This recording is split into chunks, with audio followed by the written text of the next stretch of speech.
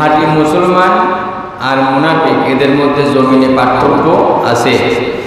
আমরা যেহেতু আল্লাহর জমিনে থাকি, আল্লাহর খাই, আল্লাহর পড়ি, আল্লাহর জমিনে ঘুমাই, আল্লাহর জমিনে উপার্জন করি, আল্লাহ তাআলা আমাদেরকে করুণা করে চলাফেরা করান।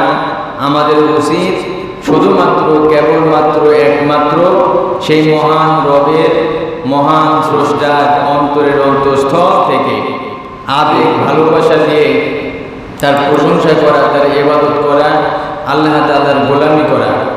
আল্লাহর খেয়ে করে এই জমিনে ইসলামের বিরুদ্ধাচরণ যদি করি, যদি মুনাফিকি করি, তাহলে এই মুনাফিকদের শাস্তিটাও হবে ভয়াবহ। কাফেরদের চাইতেও মারাত্মক এবং ভয়ঙ্কর শাস্তি হবে মুসলমান নামধারী এইসব মুনাফিকদের। মুনাফিকরা মানুষের চাপিয়ে দেওয়া কষ্টকে আল্লাহ তাআলার আযাবের মতো মনে করে।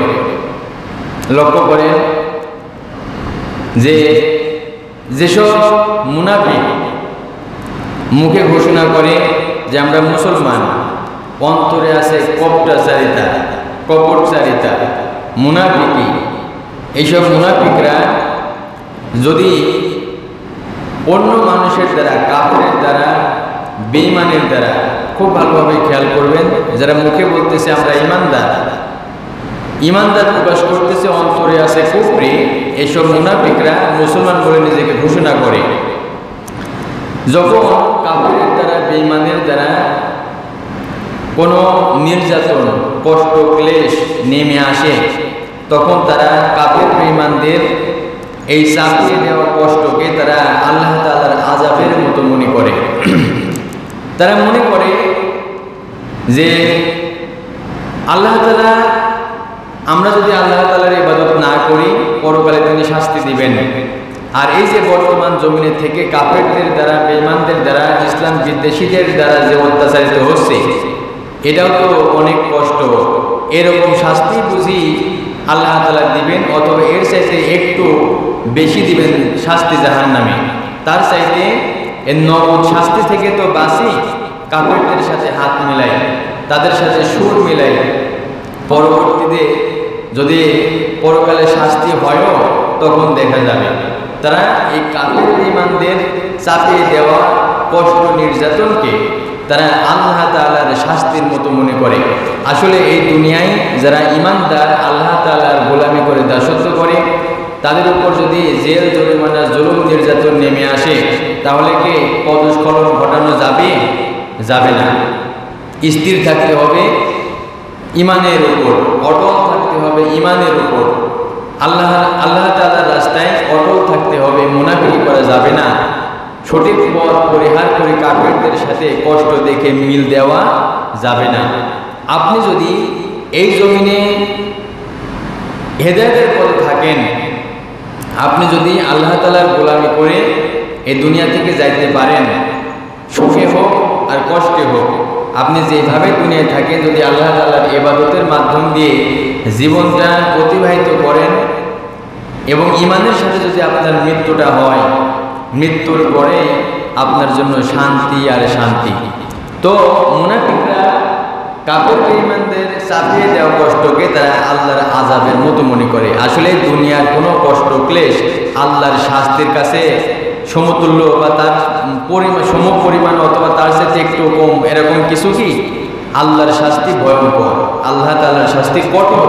এই দুনিয়ার কষ্ট, ক্লেশ আল্লাহ তাআলার আযাবের কাছে কিছুই না। আল্লাহ রাব্বুল আলামিন কোরআন শরীফের মধ্যে সুন্দর করে মুনাফিকদের সম্পর্কে এই বিষয়টা তুলে ধরেছেন। ওয়া মিনান নাসি মান ইয়াকুলু আমান্না বিল্লাহি ফা ইযা উযিয়া বিল্লাহি জাআলা ফিতনাতান নাস কাআযাবিল্লাহ। আল্লাহ রাব্বুল আলামিন বলেন, মানুষদের মাঝে এমনও কিছু মানুষ আছে যারা মুখে বলে আমরা আল্লাহ তাআলার উপরে ঈমান এনেছি, কিন্তু যখন তাদের উপর আল্লাহ তাআলার পথে চলার জন্য সে ঈমান যে এনেছে, সঠিক পথে চলতেছে, আল্লাহ তাআলার পথে চলার কারণে যদি তাদের উপর কষ্ট ক্লেশ দেওয়া হয়, চাপায়ে দেওয়া হয়, তারা মানুষের দেওয়া এই নিপীড়নকে, কষ্ট ক্লেশকে তারা আল্লাহ রাব্বুল আলামিনের আযাবের মতোই মনে করে। আর এই কাজটা করে কারা? মুনাফিকরা। তারা মুখে বলতেছে আমরা ঈমানদার, অন্তরে আছে কপটতা। এরা মুসলমান বলে ঘোষণা দিচ্ছে, যদি ইসলামের পথে চলার কারণে কাফের বেঈমানদের কোনো অত্যাচার তার উপর নেমে আসে, জুলুম নেমে আসে, জেল জরিমানা নেমে আসে, তখন তাদের এই কষ্ট ক্লেশকে তারা আল্লাহর আযাবের মতো মনে করে। আসলে কি এই কষ্ট ক্লেশ আল্লাহ তাআলার আযাবের কাছে কিছুই না। আল্লাহ তাআলার আযাব অত্যন্ত কঠোর। তাই মুনাফিকরা মনে করে যে নরক শাস্তি থেকে, কষ্ট থেকে বাঁচি, পরকালে যা হয় হবে। যেহেতু আমি বেঁচে আছি, আমার কাফেররা নির্যাতন করতেছি, ইসলামের পথে থাকার কারণে আমি ছেড়ে দিলাম, কাফেরদের সঙ্গে মিল দিলাম, পরকালে যা হবার হবে। তখন নাই একটু শাস্তি বেশি হবে, খাটবো, এখন তো নগদ বাঁচি। এটা মুনাফিকদের মনোবাসনা। আল্লাহ রাব্বুল আলামিন বলছেন, আর যখন তোমার রবের পক্ষ থেকে কোনো সাহায্য আসে, তখন মুনাফিকরা এমন ভাব করে যেন তারা মুসলমানদের সঙ্গে থেকেছে, আল্লাহ তাআলার রাস্তাতেই অটল থেকেছে, তারা এই ভাব করে। আল্লাহ রাব্বুল আলামিন বলছেন, ওয়ালা ইন জাআ নাসরুম মির রাব্বিকা লা ইয়াকুলুন্না ইন্না কুন্না মাআকুম। আল্লাহ রাব্বুল আলামিন বলছেন, আবার যখন তোমার মালিকের পক্ষ থেকে কোনো সাহায্য আসে, আল্লাহ তাআলা যখন সাহায্য করেন, তখন তারা মুসলমানদেরকে বলতে থাকে, অর্থাৎ এই মুনাফিকরা মুসলমানদেরকে বলতে থাকে, অবশ্যই আমরা তোমাদের সাথেই ছিলাম। কত বড় মৃত্যু, কষ্ট থেকে, ক্লেশ থেকে তারা ইসলাম থেকে দূরে চলে গেছে। যখন আল্লাহ তাআলার সাহায্য আসে, তখন তারা বলে মুসলমানদেরকে, আমরা তো তোমাদের সঙ্গেই ছিলাম, তোমাদের সঙ্গে উঠা বসা করেছি, গোপনে সাহায্য করেছি, সহযোগিতা করেছি। আপনারা বর্তমান সমাজের দিকে তাকান, যখন এই জমিনে স্বৈর শাসক ছিল না, এখন তো বিতাড়িত হয়েছে। এক শ্রেণীর রাজনীতিবিদকে মাঠে ময়দানে দেখা যায় নাই। স্বৈর শাসক তাদের উপরে অত্যাচার করতে পারে, নির্যাতন করতে পারে, এজন্য তারা আড়ালে থেকেছে। কেউ আবার ওই স্বৈর শাসকের সাথে হাত মিলাইয়ে মিল দিয়ে চলেছে। যখনই পট পরিবর্তন হয়েছে, যাদের কোনো ভূমিকাই ছিল না, ওরা এখন বড় বড় কথা বলে। এরকম নাই সমাজে? আমি কি বানাই বললাম? এক শ্রেণীর এরকম মুসলমান নামধারী মুনাফিক নেতা, মুনাফিক কর্মী এরকম সমাজের মধ্যে কি নাই? দেশের মধ্যে এখন দেখা যাচ্ছে না? ওরাও মানুষের কাছে নানান প্রোপাগান্ডা চালাচ্ছে ইসলাম নিয়ে। আবার এক শ্রেণীর নেতা বলে, আমরা জমিনের মধ্যে শরীয়তের কোনো আইন বিধান চালু হোক, এটা আমরা চাই না। ও কিন্তু নিজেকে মুসলমান বলে দাবি করতেছে। আল্লাহ রাব্বুল আলামিন বলছেন, তোমরা কি মনে করো অন্তরের মধ্যে কি আছে আমি বুঝি জানি না, তোমরা এইটা ভাবো নাকি? আল্লাহ রাব্বুল আলামিন মানুষের অন্তরের খবর সব জানেন। আওয়ালাইসাল্লাহু বিআলামা বিমা ফি সুদুরিল আলামিন। আল্লাহ রাব্বুল আলামিন বলছেন, এরা মনে করে আল্লাহ তাআলা কি সৃষ্টিকুলের মানুষদের অন্তরের গোপন বিষয় সম্পর্কে মোটেই অবগত নন। তারা যে মুনাফিকি করতেছে, মুখে এক কথা, অন্তরে আর এক বিষয়। তারা কি এইটা মনে করে নাকি যে আল্লাহ তাআলা বুঝি তাদের অন্তরের খবর জানেন না? আল্লাহ রাব্বুল আলামিন ওইসব মুনাফিকদের অন্তরের খবর রাখেন। এমন কোনো কিছু নাই যা আল্লাহ তাআলার কাছে গোপন আছে। এমন কোনো কিছু আছে? কোনো কিছু নেই। আল্লাহ তাআলার কাছে কোনো কিছুই গোপন নাই। মানুষের অন্তরে মানুষ কি কল্পনা করে, কি ভাবে, আল্লাহ তাআলা সব জানেন। আমি যে কথা বারবার বলি, এই জমি তো ছাড়তে হবে। আপনার অস্তিত্ব ছিল না, এমন একদিন আসবে আপনার অস্তিত্ব আর খুঁজেও পাওয়া যাবে না। মুনাফিকি না করে জমিনে আপনি চেষ্টা করেন আল্লাহ তাআলার ইবাদত করা, ইসলামের পথে থাকা, ইসলাম বিদ্বেষী দল পরিত্যাগ করে ইসলামকে জমিনে প্রতিষ্ঠিত করার জন্য যারা চেষ্টা করতেছে তাদের সাথে আপনি এক হয়ে কাজ করার চেষ্টা করেন। নামাজ পড়া আপনার উপর যেমন ফরজ, ইসলামী বিধান আল্লাহর জমিনে আল্লাহর দিন প্রতিষ্ঠা করা চেষ্টা করা ওই রকম ফরজ।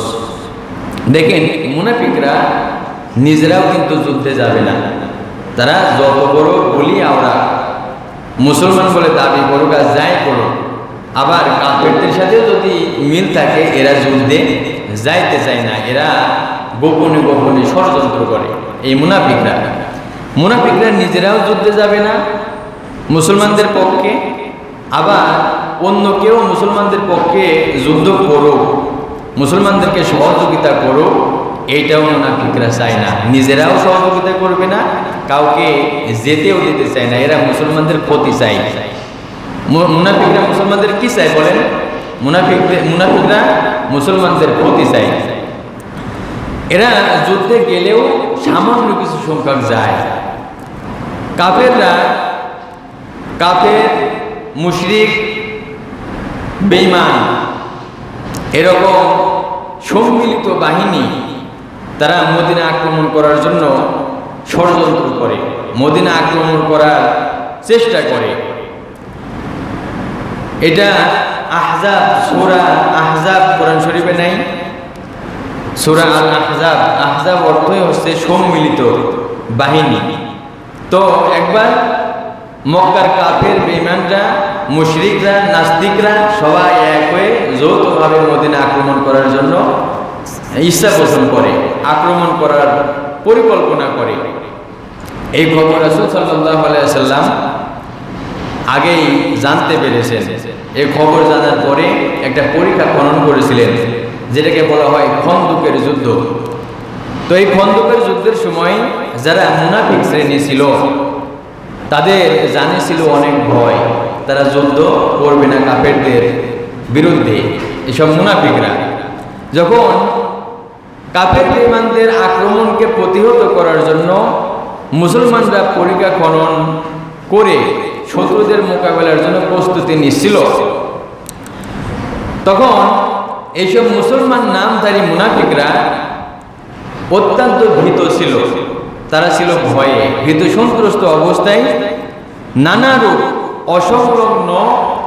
অসংলগ্ন কথা বলছিল এবং মুসলমানদের মনোবল এরা ভেঙে দেওয়ার জন্য চেষ্টা করছিল। খুব ভালোভাবে খেয়াল করবেন, আক্রমণ করার ইচ্ছা করেছে, আক্রমণ করবে কাফের বেঈমানরা। মুসলমান নামধারী মুনাফিকরা এরা তো সহযোগিতা করবেই না, আরো মুসলমানদের মনোবল যেন ভেঙে যায়, এই জন্য তারা নানা রূপ কথা বলাবলি করতে লাগলো। তো আল্লাহ তাআলা সেই বিষয়টা এখানে সুন্দরভাবে তুলে ধরেছেন এইভাবে, قد يعلم الله المعوقين منكم والقائلين لإخوانهم هلما إلينا ولا يأتون البأس إلا قليلا। আল্লাহ রাব্বুল আলামিন বলছেন, অবশ্যই আল্লাহ তাআলা তোমাদের মধ্যকার সেসব মুনাফিক মানুষদেরকে চেনেন যাদের অন্তরে মুনাফিকি আছে, যারা মুসলমান বলে পরিচয় দেয় কিন্তু ভিতর ভিতরে ইসলামের সর্বনাশ করার চেষ্টা করে। আল্লাহ তাআলা এইসব মুনাফিকদেরকে চেনেন যারা অন্যদের যুদ্ধে অংশগ্রহণ করা থেকে বাধা দেয়, দূরে রাখার চেষ্টা করে এবং তাদের ভাই বন্ধুদেরকে বলে তোমরা আমাদের কাছে এসে যাও। আসলে ওদের অল্প সংখ্যক লোকই যুদ্ধে অংশগ্রহণ করে। কারা? এসব মুনাফিকরা। নিজেরাও যুদ্ধ করবে না মুসলমানদের পক্ষে, আবার তাদের ভাই বন্ধু আত্মীয় স্বজন যে কেউ যুদ্ধ করবে মুসলমানদের পক্ষে তারা এটাও চায় না। এটা হচ্ছে মুনাফিকদের চরিত্র। এরা মনে করে যে ইসলাম মানে শুধু নামাজ। সমাজে এরকম মুনাফিকও আছে, তারা মনে করে যে ধর্ম আর রাজনীতি দুইটা আলাদা আলাদা। নামাজ পড়বো, ধর্ম পালন করবো, এটা আলাদা বিষয়।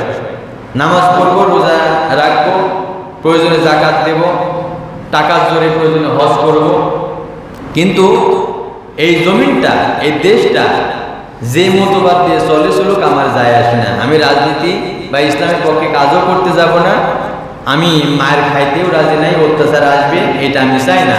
এটা হচ্ছে মুনাফিকদের মনোবাসনা। আচ্ছা বলেন, রাসূল সাল্লাল্লাহু আলাইহি সাল্লামকে এই অফার কি করা হয়েছিল না?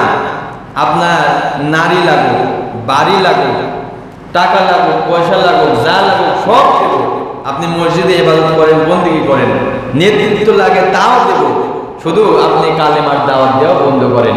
রাসূলকে তাদের এই অফারে রাজি হয়েছিলেন। তাহলে আপনি কেমন মুসলমান যে আপনি ইসলামকে এইটুকের মধ্যে সীমাবদ্ধ রাখলেন যে শুধু নামাজ রোজা এগুলা করলে ইসলাম হয়ে গেল, জমিন দিয়ে চালাই চালাই তো আমার দেখার দরকার নাই। এই মনোবাসনা যদি কারোর মধ্যে থাকে পরিত্যাগ করতে হবে। আপনি ইসলাম নিজেও মেনে চলবেন, এই জমিনে আল্লাহর দ্বীন প্রতিষ্ঠা করার জন্য আপনাকে চেষ্টাও করতে হবে। তো যখন মুসলমানরা পরীক্ষা খনন করে, লক্ষ্য করেন খন্দকের যুদ্ধের সময় মুসলমানরা পরীক্ষা খনন করে শত্রুদের মোকাবেলা করার জন্য প্রস্তুতি নিচ্ছিলেন, তখন কিছু লোক অর্থাৎ মুনাফিকরা খুব ভয়ে ছিল, আতঙ্কে ছিল। তাদের আচরণ ছিল মৃত্যু পথযাত্রীর মতো। একটা মানুষ যখন মারা যাবে, মারা যাবার আগ মুহূর্ত তার শরীরের অঙ্গভঙ্গির যে অবস্থাটা হয়, তো সেই সময় মুনাফিকদের অবস্থা এরকম হয়েছিল যেন মৃত্যু পথযাত্রীর মতো তাদের অবস্থা। তারা যুদ্ধের ময়দান থেকে পালাতে উদ্গ্রীব ছিল, কারা? এসব মুনাফিকরা। এবং যুদ্ধের ময়দান থেকে পালিয়ে যাওয়ার তারা অনেক অজুহাত খুঁজতেছিল। এসব মুনাফিকরা, আমার কথা বুঝতেছেন তো?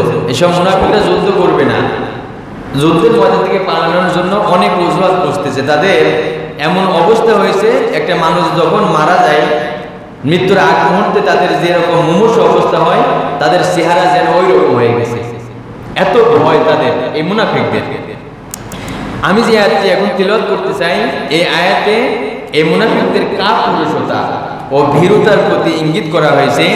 যখন বিপদ আসে তখন তারা ভয়ে অস্থির হয়ে পড়ে, হতাশ হয়ে যায় এবং এরা আচরণ করে মৃত্যু পথযাত্রী ব্যক্তির মতো। আবার যখন বিপদ কেটে যায়, এসব মানুষেরাই সম্পদ লাভের আশায়, গনিমতের মাল সম্পদ লাভের আশায় তর্ক বিতর্ক শুরু করে দেয়।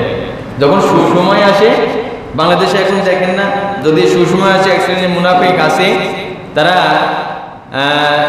সরকারি সুযোগ সুবিধা অথবা যে কোনো বিষয় পাওয়ার জন্য তারা নানান ঝগড়া বিবাদ করে না, কিন্তু ইসলামের চরম দুশ্মন, ইসলামকে সহ্য করতে পারে না, মিল দিয়ে থাকে, ভিতর ভিতর ইসলামের ক্ষতি করার চেষ্টা করে, সুসময়ে মুসলমানদের সঙ্গে মিল দিয়ে স্বার্থ হাসিলের চেষ্টা করে। তো সেই সময় যারা মুনাফিক ছিল, এরা এমন ভাব করতো যেন মৃত্যু পথযাত্রী ব্যক্তির মতো, তাদের চেহারা ফ্যাকাশে হয়ে যেত, হতাশ হয়ে যেত। যদি আল্লাহর পক্ষ থেকে সাহায্য আসে, যদি মুসলমানদের অবস্থান ভালো হয়, তখন তারা মিল দিয়ে বলে আমরা তোমাদের সঙ্গে ছিলাম, আমরা তোমাদেরকে এইভাবে সহযোগিতা করেছি, ওইভাবে সহযোগিতা করেছি। এমনকি গনিমতের মাল, যুদ্ধলব্ধ সম্পদ নেওয়ার জন্য এরা তর্ক বিতর্ক করত। আল্লাহ রাব্বুল আলামিন বলছেন, আশিহাতান আলাইকুম ফাইজা জাআল খাউফু রাআইতাহুম ইয়ানজুরুনা ইলাইকা তাদুরু আইয়ুনুহুম কাল্লাযী ইউগশা আলাইহি মিনাল মাউত। আল্লাহ রাব্বুল আলামিন বলছেন, মুনাফিকরা তো এমনি যুদ্ধে যাইতে চায় না, এদের মধ্য থেকে যে কয়জন এসেছে তোমাদের বিজয়ের উপর এরা কুণ্ঠিত থাকে, অতঃপর যখন তোমাদের উপর কোনো বিপদ আসে তখন এই মুনাফিকদের অবস্থাটা কেমন হয় শুনুন। আল্লাহ রাব্বুল আলামিন বলছেন, তখন তুমি তাদেরকে দেখবে, অর্থাৎ এই মুনাফিকদেরকে দেখবে, তারা চক্ষু উল্টিয়ে তোমার দিকে এমন ভাবে তাকাচ্ছে যেন কোনো ব্যক্তির উপর মৃত্যু চাপিয়ে দেওয়া হয়েছে। এই অবস্থা কাদের হয়? মুনাফিকদের। সেই সময় ছিল, বর্তমানেও আছে, ভবিষ্যতেও থাকবে। মুনাফিকরা এটা মনে করেন না যে এখন আছে, ভবিষ্যতে বুঝে আর আসবে না। তাফসিরে ফি জিলালিল কুরআন, আমি এই তাফসিরের মধ্যে দেখলাম যে অতীতে মুনাফিক ছিল, বর্তমানে আছে, ভবিষ্যতেও থাকবে, আসবে। এরা মুনাফিকরাও থাকবে, খাঁটি ইমানদারও থাকবে। যারা মুনাফিক তারা মুনাফিকি করবে, ভবিষ্যতেও করবে। যারা আসবে ভবিষ্যতে ওরা মুনাফিকি করতেই থাকবে। আল্লাহ রাব্বুল আলামিন বলছেন যখন মুসলমানদের বিজয় আসে, আল্লাহ রাব্বুল আলামিন যখন মুসলমানদেরকে সহযোগিতা করেন, সাহায্য করেন, মুসলমানদের যখন বিজয় চলে আসে, এইসব মুনাফিকরাই যারা ভয়ে পালাচ্ছিল, যুদ্ধ থেকে দূরে থাকতে চাইছিল, এরাই আবার যুদ্ধলব্ধ সম্পদের জন্য ঝগড়া বিবাদ করে, বাকচাতুরি করে। আল্লাহ রাব্বুল আলামিন বলছেন ফাইজা যাহাবাল কওফু সালাকুকুম বিআলসিনাতিন হিদাদিন আশিহাতান আলাল খায়র। আল্লাহ রাব্বুল আলামিন বলছেন কিন্তু যখন তোমরা বিজয় লাভ করো, মুসলমানদেরকে বলছে যে তোমরা যখন বিজয় লাভ করো তখন এরাই গনিমতের সম্পদের উপর লোভী হয়ে তোমার সাথে বাকচাতুরি করে, তোমার সাথে ঝগড়া বিবাদ করে। রাসূল সাল্লাল্লাহু আলাইহি সাল্লামকে সব জানাই দিয়েছেন, মুসলমানদের সম্পর্কে বলছেন যে তোমাদের যখন বিজয় হয়, মুসলমানদের যখন বিজয় হয় তখন এইসব মুনাফিকরা আবার ভিড়ে যায় কাদের সাথে? মুসলমানদের সঙ্গে। এবং যে গনিমতের মাল আছে, যুদ্ধলব্ধ সম্পদ, এইটা পাওয়ার জন্য আবার ঝগড়া বিবাদ শুরু করে দেয়। এটা হচ্ছে মুনাফিকদের চরিত্র। আল্লাহ রাব্বুল আলামিন পরিষ্কার করে বলছেন উলাইকা লাম ইউমিনু ফাআহবাতাল্লাহু আমালাহুম ওয়া কানা যালিকা আলাল্লাহি ইয়াসীরা। আল্লাহ রাব্বুল আলামিন বলছেন আসলে এই মানুষগুলো কিন্তু ঈমানদার নয়। এরা মুখে যতই বলুক আমরা মুসলমান, আমরা ঈমানদার, আল্লাহ রাব্বুল আলামিন বলছে আসলে এরা ঈমানদার নয়, এরা মুসলমান নয়। আল্লাহ তাআলা তাই ওদের সব কাজকে বিনষ্ট করে দিয়েছেন। কাদের কাজ? মুনাফিকদের কাজ। ওরা দান করুক, সদকা করুক, যা করুক, কোনো কিছু কাজে আসবে না। এই মুনাফিকের কারণে আল্লাহ তাআলা সব ধ্বংস করে দিয়েছেন। আল্লাহ রাব্বুল আলামিন বলেন আর এই মুনাফিকদের এই কাজটাকে, সব আমলকে, কাজকে যে আল্লাহ তাআলা ধ্বংস করে দিয়েছেন, এই কাজটা আল্লাহ তাআলার কাছে একেবারে সহজ। এটা আল্লাহ তাআলার কাছে কঠিন নয়।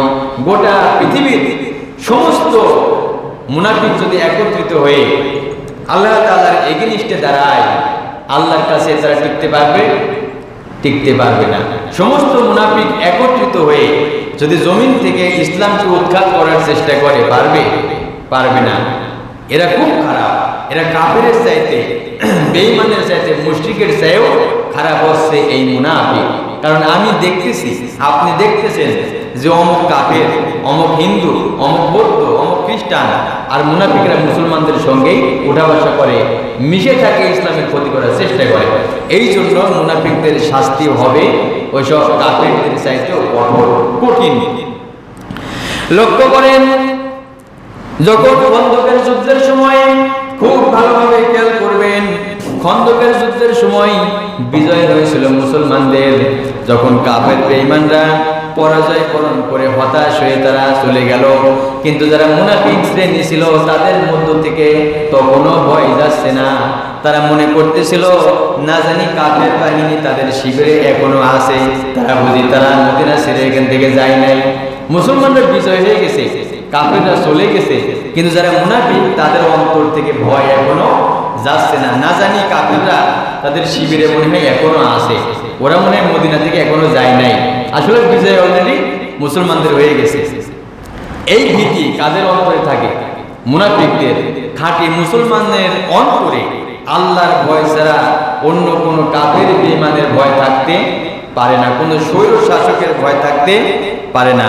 মুসলমানদের অন্তরে শুধুমাত্র কেবলমাত্র একমাত্র ভয় থাকবে আল্লাহ তাআলা, মহব্বত থাকবে আল্লাহ তাআলা, আর মহব্বত থাকবে রাসূল সাল্লাল্লাহু আলাইহি সাল্লামের। লক্ষ্য করেন যেটা বলতেছিলাম, খন্দকের যুদ্ধে মুসলমানদের বিজয়ের পর কাফেররা যখন চলে গেল, মুনাফিকরা তখন আতঙ্কগ্রস্ত। তাদের মনে হচ্ছিল যে এখনো বুঝি শত্রু বাহিনী চলে যায়নি, তারা বুঝি এখনো শিবিরের মধ্যে আছে। আল্লাহ রাব্বুল আলামিন এইসব মুনাফিকদের মনের অবস্থা, তাদের চরিত্র কেমন, এইভাবে তুলে ধরেছেন ইয়াহসাবুনাল আহজাবা লাম ইয়াযহাবু। আল্লাহ তাআলা বলছেন অবরোধ তাহার সত্ত্বেও এরা মনে করে এখনো শত্রু বাহিনী চলে যায়নি। আল্লাহ তাআলা এমন কোনো কথা নাই যা বাদ রেখেছেন, কোনো কথাই আল্লাহ তাআলা বাদ রাখেন নাই, সব খুলে খুলে বলে দিয়েছেন। বর্তমান সমাজে এরকম মুনাফিক কি দেশের মধ্যে নাই? আছে, আগেও ছিল, এখনো আছে, ভবিষ্যতেও থাকবে। যখন কোনো কষ্ট ক্লেশ ইসলামের উপরে আসে এরা একবারে বাড়ির মধ্যে লুকায় যায়। যারা ইসলামের পথে থাকে কাজ করে এদের সাথে আর উঠা বসাও করতে চায় না, ফাঁকে ফাঁকে থাকে। ওর সাথে যদি আমি ঘুরি আমার যদি আবার গ্রেপ্তার করে, এইরকম। আবার যখন সুসময় আসে এসব মুনাফিকরা আবার ঘিরে যাবে। তো যাদের মধ্যে এই মুনাফিকি চরিত্র আছে এটা পরিত্যাগ করতে হবে। আল্লাহ রাব্বুল আলামিন বলছেন মুনাফিকদের এই ধারণা যে মুসলমানরা তো বিজয় হয়ে গেছে, তাদের মনের মধ্য থেকে এখনো ভয় যাচ্ছে না যে কাফিররা বুঝে এখনো মদিনা ত্যাগ করে নাই, তারা বুঝে চলে যায় নাই। আল্লাহ তাআলা বলছেন এখন যদি শত্রু বাহিনী আবার ফিরে আসে, এইসব মুনাফিকরা এটাই মনে করবে আমাদের যদি কোনো মরুভূমির মধ্যে কোনো গ্রামে বাড়ি হইতো, আমরা যদি সেখান থেকে এই যুদ্ধের খোঁজ খবর নিতে পারতাম কতই না ভালো হইতো। আল্লাহ রাব্বুল আলামিন বলছেন ওয়া ইয়াতিল আহজাবু ইয়াওয়াদু লাউ আন্নাহুম বাদুনা ফিল আ'রাবি ইয়াসআলুনা আন আম্বাইকুম। আল্লাহ রাব্বুল আলামিন বলছেন মুনাফিকদের মনের অবস্থাটা কেমন ছিল আল্লাহ তাআলা প্রকাশ করে দিয়েছেন। শত্রু পক্ষ যদি আবার এসে চড়াও হয় তখন এরা মনে করবে, এইসব মুনাফিকরাই মনে করবে কতই না ভালো হতো যদি তারা মরুভূমির মধ্যে বেদুইনদের সাথে ওখানে থেকে যেতে পারত এবং সেখানে বসেই তাদের ফিরে আসাটা নিরাপদ হবে কিনা সেখান থেকে তারা খোঁজ নিতে পারত, মরুভূমির মধ্যে যদি থাকতে পারত আর সেখান থেকে যদি মদিনার যুদ্ধের খোঁজ খবর নিতে পারত কতই না ভালো হইতো। এটা মুনাফিকদের মনোবাসনা। আল্লাহ রাব্বুল আলামিন বলছেন এইসব মুনাফিকদের এমন যে মনের অবস্থা, এখন যদি আবার যুদ্ধ লেগে যায় এই মুনাফিকদের মধ্যে কিছু সংখ্যক বাদে আর কেউ যুদ্ধ করবে না। আল্লাহ রাব্বুল আলামিন বলছেন ওয়ালাউ কানু ফীকুম মা ক্বাতালু ইল্লা কলিলা, যদিও এরা এখনো তোমাদের মাঝেই আছে, অর্থাৎ এই মুনাফিকরা যে মুসলমানদের মাঝে এখনো আছে কিন্তু এরা খুব কম লোক এই যুদ্ধে অংশগ্রহণ করবে। মুনাফিকরা সমাজের নিকৃষ্ট মানুষ, সবচেয়ে নিকৃষ্ট হচ্ছে এই মুনাফিক। কারা বলেন? এই মুনাফিকরা হচ্ছে সবচাইতে সমাজের মধ্যে নিকৃষ্ট মানুষ। এরপরে লক্ষ্য করেন যারা মুনাফিকি করবে না অবিশ্বাসভাবে আল্লাহ তাআলার উপর ঈমান আনবে, হেদায়েতের পথে অটল থাকবে, আল্লাহর ইবাদত করবে, বন্দেগী করবে, দাসত্ব করবে, রাসূলের দেখানো পথ অনুসরণ করবে, রাসূলের দেখানো পথ অনুসরণ করে জীবন পরিচালনা করবে, এইসব মানুষদের জন্য আল্লাহ তাআলা মহা পুরস্কার রেখেছেন। মুনাফিকদের স্থান। আর যারা ঈমানদার আল্লাহর পথে থাকে, আল্লাহর পথে চলে, কষ্ট আসুক, জেল আসুক, জরিমানা আসুক আর মার খাওয়া লাগুক, আল্লাহর পথ থেকে যদি এরকম অত্যাচারিত হয় তারা কি ইসলাম থেকে বিচ্যুত হবে? আর এদের পুরস্কার আর মুনাফিকদের পুরস্কার একরকম কি হবে? হবে না। আল্লাহ রাব্বুল আলামিন বলছেন ওয়া ইন কুনতুন্না তুরিদনাল্লাহা ওয়া রাসূলাহু ওয়াদ-দারাল আখিরা ওয়াদ-দারাল আখিরাতা ফা ইন্নাল্লাহা আ'আদ্দা লিল মুহসিনাতি মিনকুন্না আজরান আযীমা। আল্লাহ রাব্বুল আলামিন বলছেন আর যদি তোমরা আল্লাহ তাআলা ও তার রাসূল ও পরকাল তোমরা কামনা করো, পরকালের সুখ শান্তি এইটা যদি তোমাদের কামনা হয়, তোমাদের মধ্যে যারা সৎকর্মশীল, যারা আল্লাহ তাআলাকে কামনা করবে, তার রাসূলকে কামনা করবে, পরকাল কামনা করবে এবং ভালো ভালো কাজ করবে, ইবাদত করবে, বন্দেগী করবে, আল্লাহ রাব্বুল আলামিন বলছেন তাদের জন্য মহা পুরস্কার আল্লাহ তাআলা প্রস্তুত করে রেখেছেন। সুবহানাল্লাহ। অন্তর থেকে মুনাফিকি পরিত্যাগ করতে হবে, বাদ দিতে হবে, একনিষ্ঠভাবে আল্লাহ তাআলার উপর ঈমান আনতে হবে, রাসূলের উপর ঈমান আনতে হবে, আল্লাহ তাআলা তার রাসূলকে প্রত্যাশা করতে হবে, পরকাল প্রত্যাশা করতে হবে। এইটা যদি কেউ করে এবং ভালো ভালো কাজ করে, আল্লাহর হুকুম মেনে চলে, নিষেধ করা কাজ থেকে দূরে থাকে, তাহলে এইসব মানুষদের জন্য মহা পুরস্কার রয়েছে। আর এই ঘোষণা কার? আল্লাহ তাআলার। আল্লাহ রাব্বুল আলামিন বলছেন, আল্লাহ রাব্বুল আলামিন ও তার রাসূল সাল্লাল্লাহু আলাইহি সাল্লাম এর আনুগত্য যারা করবে তাদের জন্য পুরস্কারটা হবে ডাবল। কিরকম পুরস্কার হবে বলেন? দ্বিগুণ পুরস্কার হবে। আল্লাহ রাব্বুল আলামিন বলছেন, وَمَن يَقْنُتْ مِنكُنَّ لِلَّهِ وَرَسُولِهِ وَتَعْمَلْ صَالِحًا نُؤْتِهَا أَجْرَهَا مرتين। তোমাদের মধ্যে যারা আল্লাহ তাআলা ও তার রাসূলের আনুগত্য করবে, এর সাথে সে নেক কাজ করবে, ভালো ভালো কাজ করবে, ইবাদত বন্দেগী করবে, আল্লাহ তাআলা বলছেন আমি ওই শ্রেণীর মানুষদেরকে পুরস্কারটা দেব 2 বার। সুবহানাল্লাহ। এখন আপনাদের মনের মধ্যে আবার প্রশ্ন জাগতে পারে যে পুরস্কার আবার 2 বার দ্বিগুণ কিভাবে হয়? মনে করেন আপনি আল্লাহর পথে আছেন, আপনি আরো মানুষকে দাওয়াত দিচ্ছেন, অথবা আপনি সমাজের নেতা, আপনি যখন সঠিক পথে চলবেন, আল্লাহর গোলামি করবেন, দাসত্ব করবেন, আপনার অনুসারী যারা আছে এরাও চেষ্টা করবে আল্লাহর গোলামি করা, দাসত্ব করা, যে আমার নেতা ভালো, আমার এই ভালো রাস্তায় চলতে হবে। আপনি যে ভালো কাজ করছেন এর জন্য এক পুরস্কার, আপনাকে যারা অনুসরণ করেছে এদের জন্য আপনি পুরস্কার পাবেন। আর আপনি যদি মুনাফিক হন, আপনি যদি সমাজের নেতা হন, এই মুনাফিক হওয়ার কারণে আপনাকে যারা অনুসরণ করবে, আপনি মুনাফিক করার জন্য এক শাস্তি পাবেন, আপনাকে যে অন্যরা অনুসরণ করেছে এই জন্য তাদের শাস্তির ভাগও আপনি পাবেন। আমার কথা বুঝতে পেরেছেন? তো যারা ভালো কাজ করবে, এদের যারা অনুসারী হবে, এইসব মানুষদের জন্য পুরস্কার থাকবে দ্বিগুণ, ডাবল পুরস্কার। আল্লাহ রাব্বুল আলামিন বলছেন শুধু তাই না, এইসব মানুষদের জন্য কিয়ামতের দিন পরকালে সম্মানজনক রিজিকের ব্যবস্থা করা হবে। ওয়া আতাদনা লাহা রিজকান কারীমা। আমি এই শ্রেণীর মানুষদের জন্য পরকালে কিয়ামতের দিন তার জন্য সম্মানজনক রিজিক প্রস্তুত করে রেখেছি। সুবহানাল্লাহ। এই যে আমরা এই জমিনের রিজিক অন্বেষণের জন্য কত ত্যাগ স্বীকার করি, কষ্ট করি, আবার এক শ্রেণীর মানুষ অসৎ উপায়ে তারা রিজিক তালাশ করার চেষ্টা করে, সুদ কি আর ঘুষ কি বাঁচা বোঝে না, এরকম মানুষ নাই। তো যারা এই জমিনে আল্লাহর হুকুম মানবে, নিষেধ করার কাজ থেকে দূরে থাকবে, ইসলামের পথে চলবে, ইমানের সাথে যদি মৃত্যু হয় এরা পরকালে সম্মানজনক রিজিক পাবে। সুবহানাল্লাহ।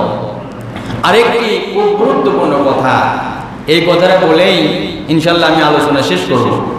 সেটা হচ্ছে যারা মুনাফিক কত বড় নিকৃষ্ট। এখন দেখেন এই মুনাফিকরা যদি মারা যায়, তার জন্য যদি কেউ দোয়া করে, আমরা অনেক সময় আমাদের কাছে দোয়া চাইতে আসে, আমরাও চাই অনেক সময় দোয়া, একে অপরের কাছে দোয়া চাই আমরা।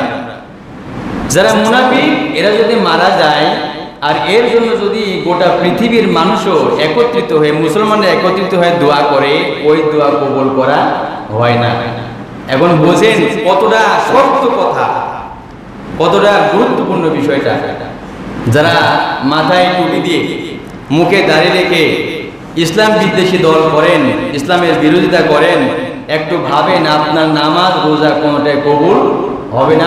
আপনি যখন মারা যাবেন, আপনার সন্তান আত্মীয় মুসলমানরা যদি আপনার জন্য দোয়া করে, ওই দোয়া ফেরত দেওয়া হবে, কবুল করা হবে না।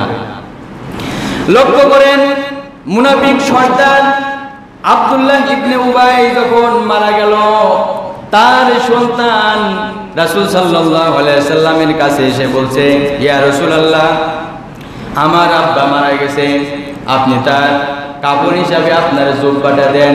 রাসূল সাল্লাল্লাহু আলাইহি সাল্লাম জুব্বা দিলেন। এরপরে আব্দুল্লাহ ইবনে উবাইয়ের সন্তান এসে বলছে, ইয়া রাসূলুল্লাহ, আপনি আমার বাবার জানাজাটা পড়ায় দেন। রাসূল সাল্লাল্লাহু আলাইহি সাল্লাম আব্দুল্লাহ ইবনে উবাইয়ের জানাজা পড়ানোর জন্য রওনা দিলেন। ওমর রাদিয়াল্লাহু তাআলা আনহু বাধা দিলেন, ইয়া রাসূলুল্লাহ, আপনি কি এই মুনাফিকের জানাজা করাবেন নাকি? এই ইসলামের সাথে এই দুশমনি করেছে, ইসলামের এই ক্ষতি করেছে, ওই ক্ষতি করেছে।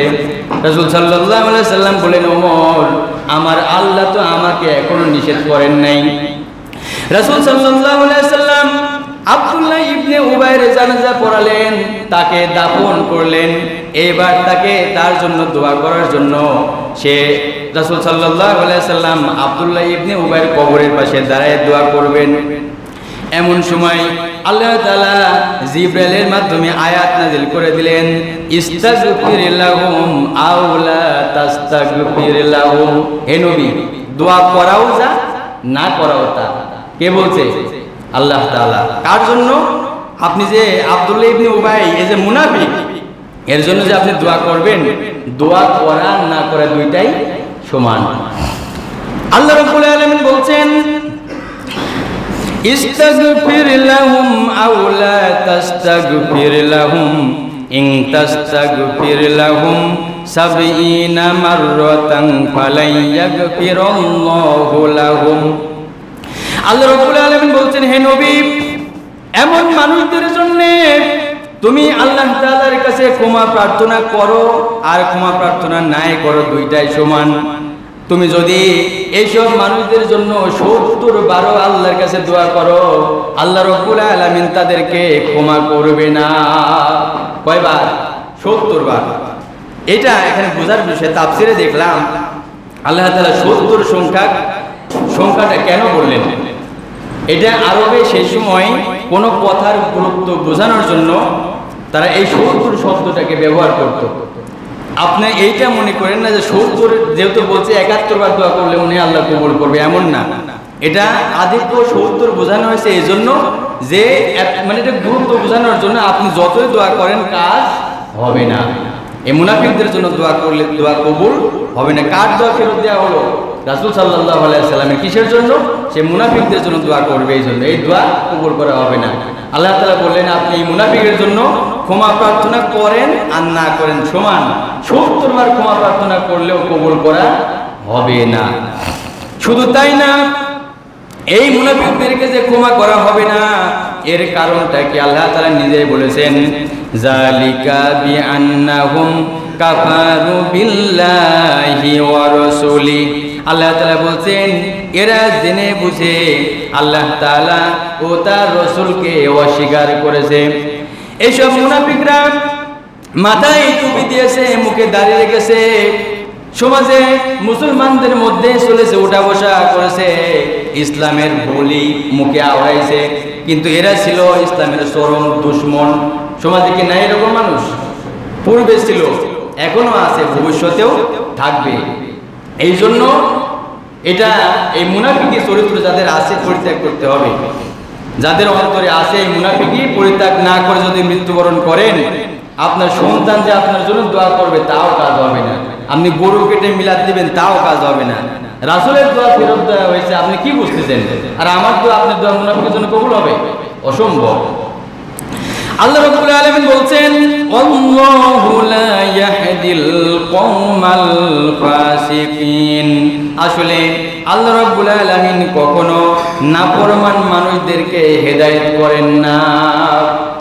কাদেরকে হেদায়েত করেন না? যারা নাফরমান মানুষ। আরেকটি বিষয় লক্ষ্য করেন, এই আয়াত যখন নাজিল হলো, পরবর্তী পর্যায়ে আল্লাহ তাআলা রাসূল সাল্লাল্লাহু আলাইহি সাল্লাম এইটাতেও রাসূল সাল্লাল্লাহু আলাইহি সাল্লামকে এই বিষয়ে নিষেধ করলেন। দোয়া করার আয়াত তো আগে বলে যে দোয়া করা যাবে না, ক্ষমা প্রার্থনা করা যাবে না, লাভ হবে না। পরবর্তীতে আল্লাহ তাআলা জানিয়ে দিলেন যে মুনাফিকদের জানাজাতেও যাওয়া যাবে না। ঘোষণা কার? আল্লাহ তাআলা। কাকে নিষেধ করলেন? রাসূল সাল্লাল্লাহু আলাইহি সাল্লামকে। আল্লাহ রাব্বুল আলামিন বলছেন, ওয়ালা তুসাল্লি আলা আহাদিম মিনহুম মাতা আবাদাও ওয়ালা তাকুম আলা কবরি। আল্লাহ রাব্বুল আলামিন বলছেন, হে নবী, ওদের মধ্যে কোন লোকের মৃত্যু হলে, অর্থাৎ মুনাফিকদের মধ্যে যদি কেউ মারা যায়, তুমি কখনো তার জানাজার নামাজ পড়ো না। এবং এই মুনাফিকরা যদি মারা যায়, মুনাফিকদের কবরের পাশেও তুমি দাঁড়াবে না। এই কথা, এই অর্ডারটা আল্লাহ তাআলা কাকে বলছেন? রাসূল সাল্লাল্লাহু আলাইহি ওয়াসাল্লাম কি মুনাফিকরা যদি মারা যায় ওর জানাজা তুমি পড়ায়ও না, ওর কবর যেখানে হবে কবরের পাশে তারা দোয়া করবে, এটাও তোমার জন্য চলবে না, নিষেধ করা হলো। শুধু তাই না, এই আয়াতেও আল্লাহ তাআলা বলছেন এর কারণটা হলো এরা আল্লাহ তাআলার উপর ঈমান আনে নাই, রাসূলকে অস্বীকার করেছে। ইন্নাহুম কাফারু বিল্লাহি ওয়া রাসূলি, কেননা এই ব্যক্তিরা নিঃসন্দেহে আল্লাহ তাআলা ও তার রাসূলের সাথে কুফরি করেছে। এরা মুখে যতই বলুক আমরা মুসলমান, এদের আল্লাহ তাআলার উপর বিশ্বাস নাই, এরা রাসূলকে বিশ্বাস করে না, পরকালে জবাবদিহি করতে হবে, এই বিশ্বাস মুনাফিকদের অন্তরে নাই। যদি থাকতো এরা ইসলামের সাথে দুশমনি করতে পারতো না। আল্লাহ রাব্বুল আলামিন বলছেন, আর এইসব মুনাফিকরা যখন মারা যাবে, এরা যে মৃত্যুবরণ করবে মৃত্যুটা হবে কাফের অবস্থায়। এসব মুসলমান নামধারী মুনাফিকরা যখন মারা যাবে এদের মৃত্যুটা হবে বেঈমান অবস্থায়। আল্লাহ তাআলা বলছেন ওয়া মাতু ওয়া হুম ফাসিকুন, এসব মুনাফিকরা যখন মারা যাবে এদের মৃত্যু হবে নাফরমান অবস্থায়। নাউযুবিল্লাহ। এইজন্য যাদের অন্তরে মুনাফিকি আছে অবশ্যই পরিত্যাগ করতে হবে। যদি আপনি পরিত্যাগ না করেন আপনার লাভ হবে না, আপনি মরেও শান্তি পাবেন না। আপনার জন্য যদি কেউ দোয়া করে, আত্মীয় স্বজন, সন্তান, ছেলে মেয়ে, পাড়া প্রতিবেশী, যেই দোয়া করুক কাজ হবে না। আর যদি এটা ইসলামী রাষ্ট্র হইতো আমার তো মনে হয় এটা কবে বাস্তবায়ন হয়ে যেত। যারা মুনাফিক মারা গেলে জানাজায় যাওয়া হইতো না, এটা উচিত। যারা মুনাফিক তারা যদি মারা যায় তাদের জানাজায় যাওয়া যাবে না, কবরের পাশে তারা দোয়াও করা যাবে না। আর এইটা আমি মনে করি সমাজে প্রচলন করা দরকার। তাহলে মুনাফিকরা অন্তত আল্লাহর ভয় তাদের অন্তরে একটু আসবে আমার মনে হয়। আর এইসব মুনাফিকদের জন্য আমরা সবাই দোয়া করি আল্লাহ তাআলা যেন তাদেরকে হেদায়েত দেয়, তারা যেন তওবা করে ফিরে আসে, মুনাফিক পরিত্যাগ করে ইসলাম বিদ্বেষী দল পরিত্যাগ করে ইসলামের পথে চলার তৌফিক আল্লাহ তাআলা যেন সকল মুনাফিককেই দেয়। বলেন আমিন। আসসালামু আলাইকুম ওয়া রাহমাতুল্লাহি ওয়া বারাকাতুহু।